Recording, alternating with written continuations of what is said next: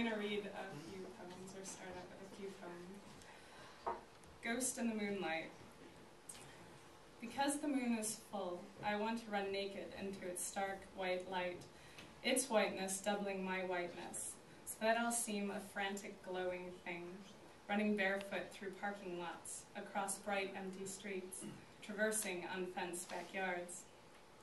Some will say they saw a ghost that night, of a girl with long dark hair and wild eyes. She was the ghost of Martha Vale, drunk Eddie will say. She took her life this very night in 1948, hung from the old oak tree beside Annie's cafe. But another man will argue I was the victim of a hit-and-run driver, drifting door to find the one whose callous swerve killed me.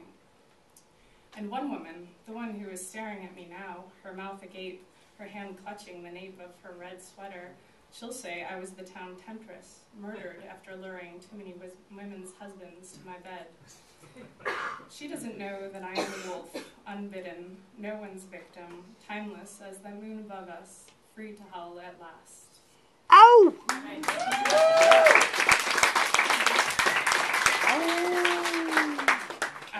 This is called Raid. My breath catches in my throat, as though caught by some great webbing there. I've seen the beast. Its movements shake my being to the rudder. It is far larger than just a little thing, and it sits outside my door like an 8-legged beggar. My heart bangs on my chest, pounding to be let out so it can run far away from here. But this is my home. It must be defended. With terror threatening to helm my brain, I run for the armory. When I return, the abomination still stands in shadow, knowing that mine is the greater fear. I cannot gauge what make of monster this is, except that it is, and it's huge, and its mass will fill my skull in nights to come. I pull the pink canister from behind my back, aim and hold the nozzle down, ignoring the noxious fumes that drift into my home and lungs.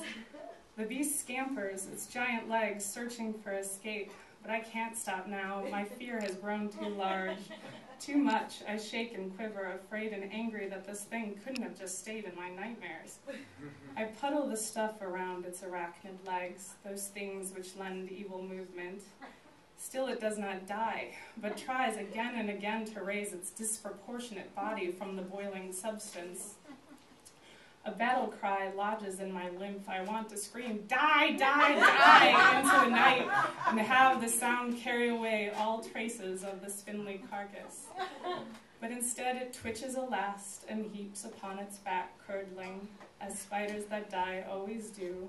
And I feel some guilt at it having been such an unfair fight, my life-affirming moral codes derailed by fear, but mostly shrill relief.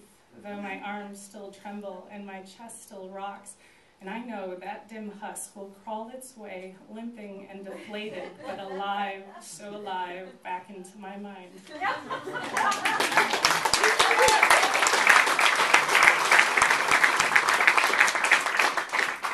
This is called From Summer to Winter. That summer, doubt crept like a drifter through my window, and stared at me while I slept with hollow eyes that saw none of the good I'd ever done in my life. He pulled back the covers and crawled into bed beside me, all cold feet and prickly, hair-studded arms and sweaty brow, and held me so tight that I could not loosen his grip and could only stare out the window at starlit skies. Soon the season turned to autumn, and I watched falling leaves through the greasy window. It grew cooler, and I grew comfortable in Doubt's arms, beginning to appreciate the warmth that he offered and the security of stillness. Then it was winter, and winter it's ever been. There's a fire in the hearth, and Doubt's toes are not so cold, though the nails have grown long and often scratch my flesh. I'm uncertain if he holds me or if I hold him. The fire gasps towards the ceiling, sending sparks into the air and onto the bed covers, but even a fire may not move me now. Snow edges the window. Fog fills its center. There is no world beyond this.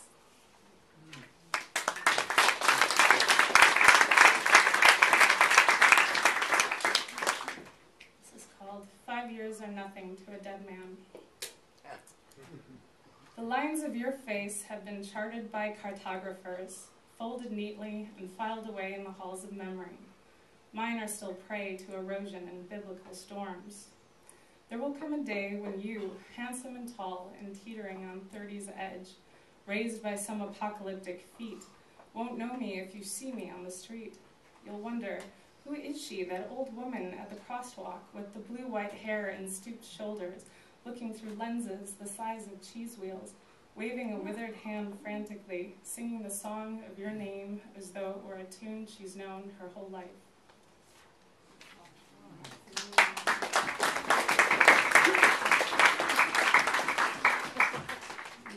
Please be forgiving if I mess this up. I'm going to try to do this for my $20 million man.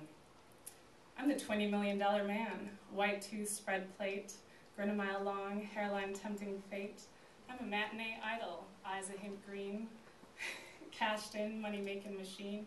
One look at me will make your heart pitter-pat.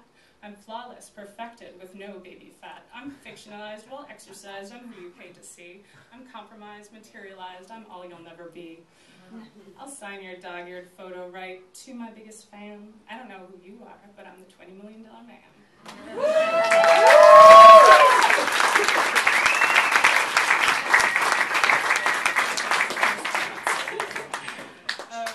And now I'm going to read a short story.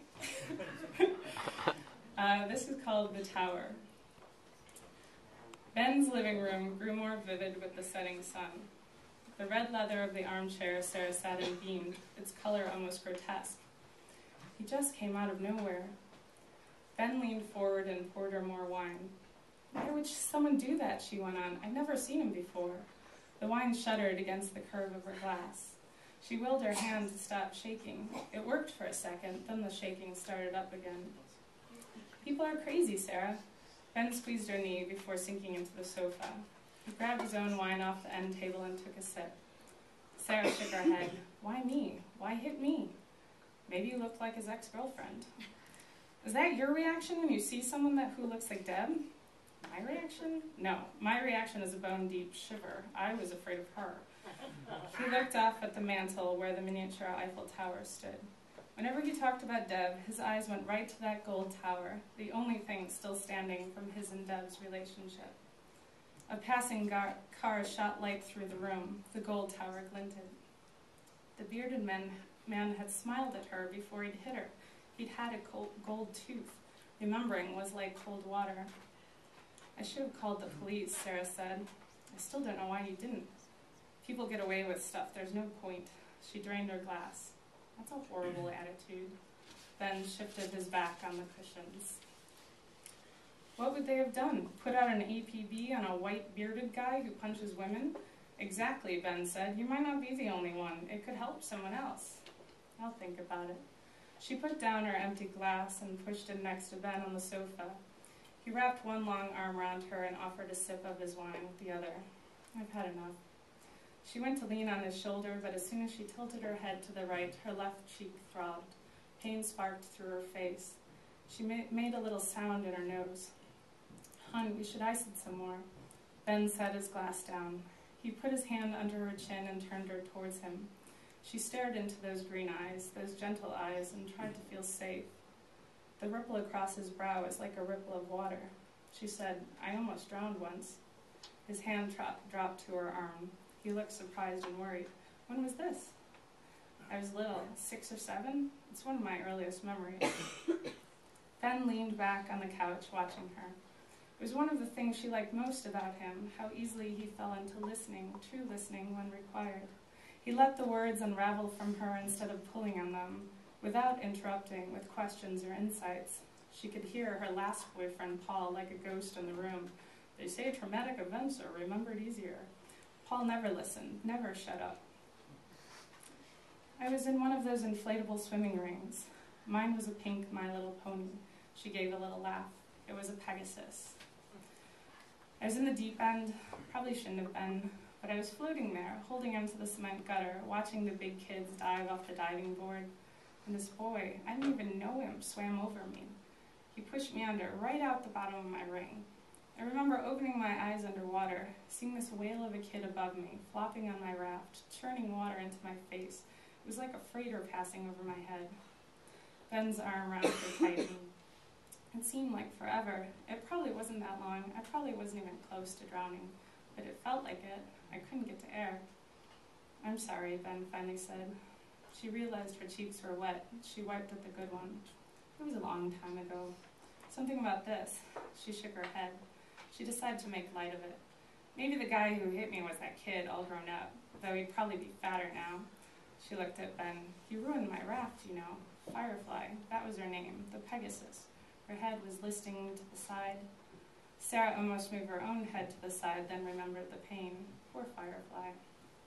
That man, the one who hit you, he'll never do it again. How do you know? She tried to sound strong, sarcastic, but heard the tremor in her own voice. I'd kill him first. What if you're not there? I'll be there. She looked at the Eiffel Tower on the mantel. It looked sharp, like it could stab you, but she'd prodded it with her finger once, blunt. You wouldn't kill him. Well, I'd hit him, definitely. I'm not sure you'd even do that. What? Thanks. No, I just mean you aren't the punching, hitting type. I'm glad for that, actually. He pulled her in tighter. What can I do? How can I make this better? You can throw out the Eiffel Tower. It was the first thing that came to her head. It felt true. That? On the fireplace? He got up and walked over to it. Yeah, she was in dangerous territory. She was drawing a line. This is where it stopped. It's a souvenir. I know. He picked it up in his hand. He tossed it up and caught it. It's pretty heavy. It would make a good weapon. No. You could carry it in your purse. Get rid of it.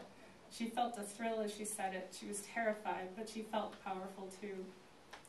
Ben set it down on the coffee table. What does this have to do with the man who hit you? I don't know. Just do it for me, okay? Okay. He sat back down beside her. I'll toss it. But in the meantime, it was sitting there on the coffee table 2 feet from her.